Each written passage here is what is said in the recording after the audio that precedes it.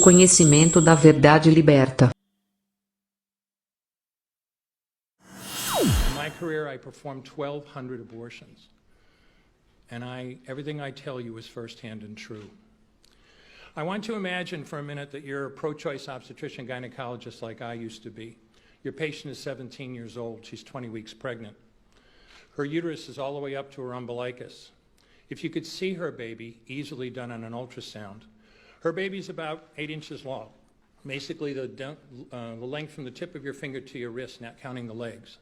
She's been feeling her baby kick for 2 weeks, but now she's asleep on an operating room table and you're there to help her with her problem. You walk into that operating room scrubbed and gowned, and there's some instruments on a table to your right. The first thing you want to get is a suction catheter. It's a clear plastic tube about 9 inches long. And picture yourself, if you could, putting that tube up through the cervix into the uterus, and instruct your circulating nurse to turn on the suction.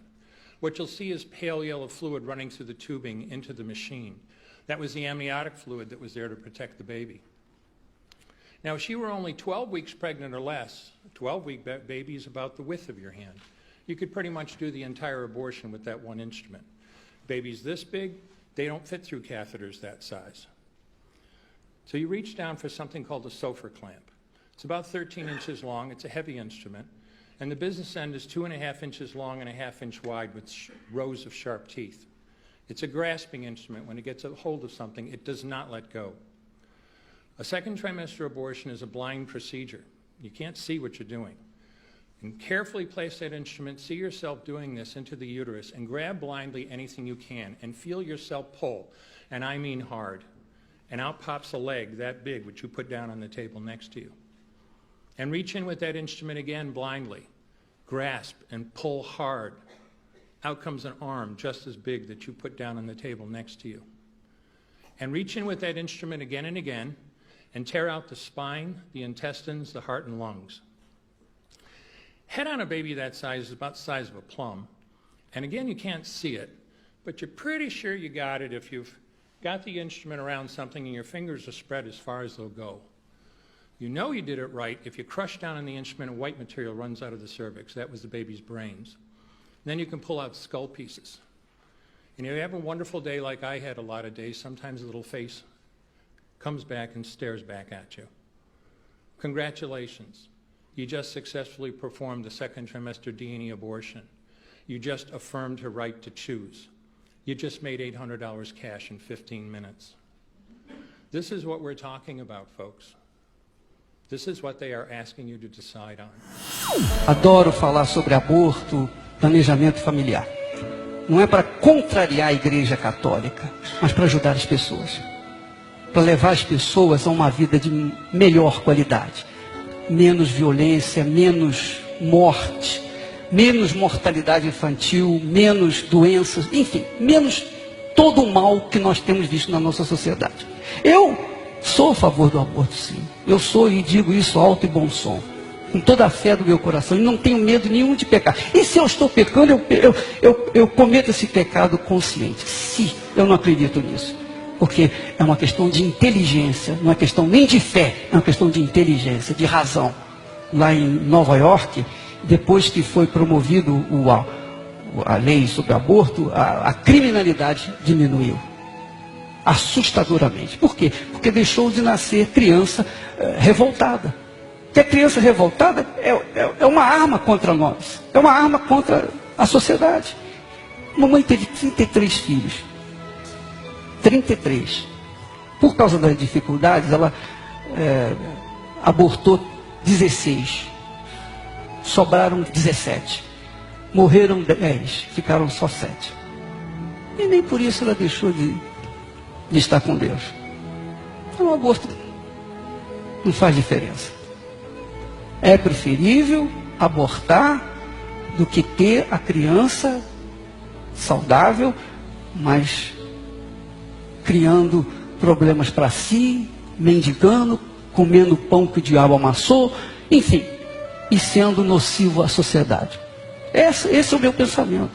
E se alguém me condena por isso, paciência. Se as pessoas não aceitam, paciência. Eu creio nisso, vou em frente. This investigation of Planned Parenthood is based on false premises, one after another after another. It's time to stop wasting time, get on with meaningful work, and stop picking on women and trying to take their choice away. I yield back the balance of my time. The time of the gentleman has expired. We welcome our distinguished witnesses today. Do you and each of you swear that the testimony that you are about to give shall be the truth, the whole truth, and nothing but the truth, so help you God? And I'll now begin by introducing today's witnesses. The first witness is Dr. Anthony Levatino. Dr. Levatino is a board-certified obstetrician gynecologist.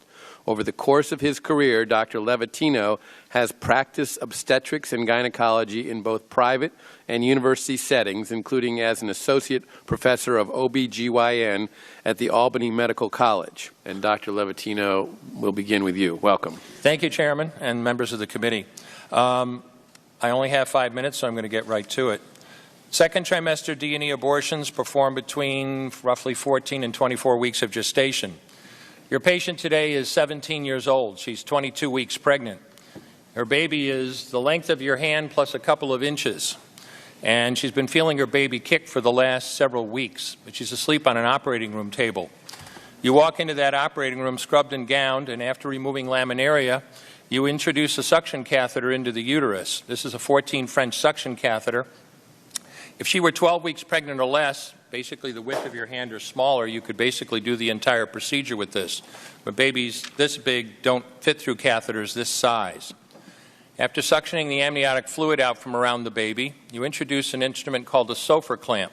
It's about 13 inches long. It's made of stainless steel. The business end of this clamp is about 2.5 inches long and a ½ inch wide. There are rows of sharp teeth.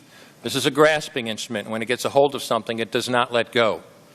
A D&E procedure is a blind abortion, so picture yourself introducing this and grabbing anything you can blindly and pull, and I do mean hard, and out pops a leg about that big, which you put down on the table next to you. Reach in again, pull out an arm about the same length, which you put down on the table next to you.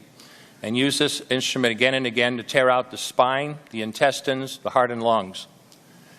Head on the baby that size is about the size of a large plum. Can't see it, but you pretty good idea you've got it if you've got your instrument around something and your fingers are spread about as far as they go. You know you did it right if you crush down on the instrument and white material runs out of the cervix. That was the baby's brains. Then you could pull out skull pieces. And you have a day like I had a lot of times. Sometimes a little face comes back and stares back at you.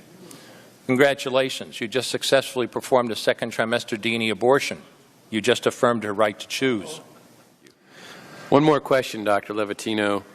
Why did you end your practice of doing abortions? I did over 1,200 abortions over a 4-year period in private practice, not counting the ones that I did during my training. I met my wife during my first year of training at Albany Medical Center. We got married about a year later and found that we had an infertility problem.